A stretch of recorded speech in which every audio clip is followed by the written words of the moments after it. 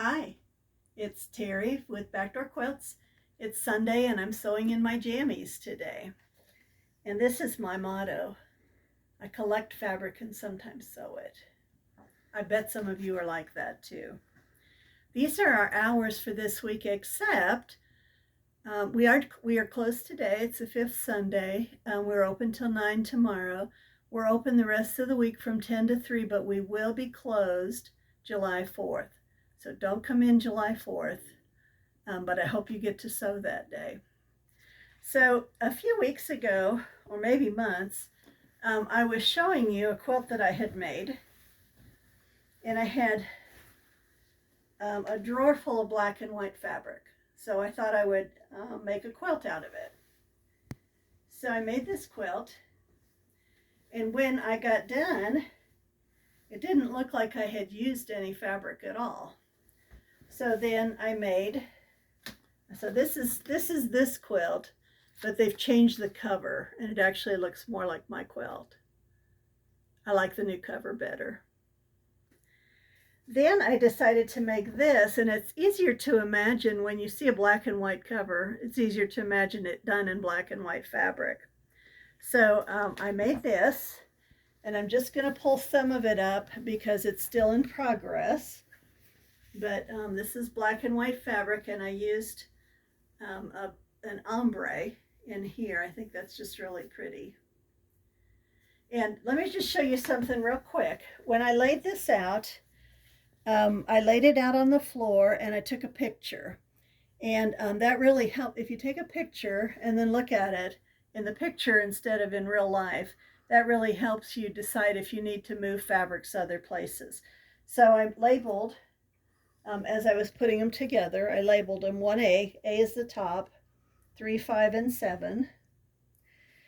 And then on the back, as I was sewing them together, I put 1 to 2. This is 1 to 2, 3 to 4, 5 to 6, 7 to 8. It looks backwards. In theory, if you sew all the 1 to 2s all the way down, then you'll have this little string in between. And then when you go to sew it at the end, that'll make it really easy to sew it together. Well, I got some of them twisted, so that didn't work. So I have some of the strings, but not all of them, but I think it'll still be pretty easy to put together.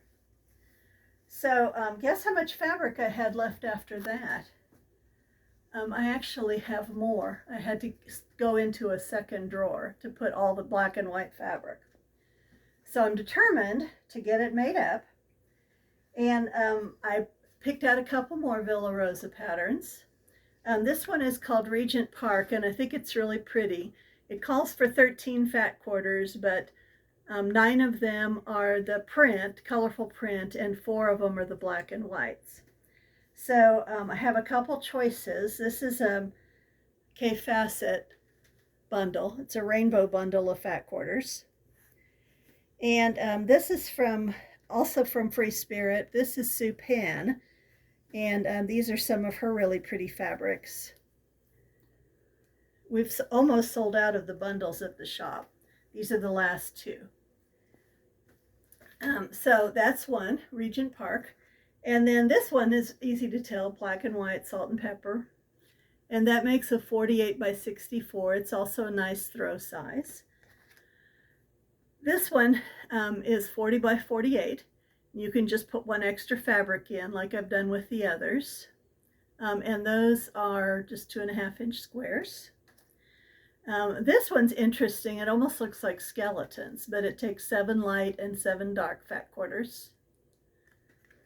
And then this one doesn't look anything like black and white, but it's easy to tell that that could be blacks and whites.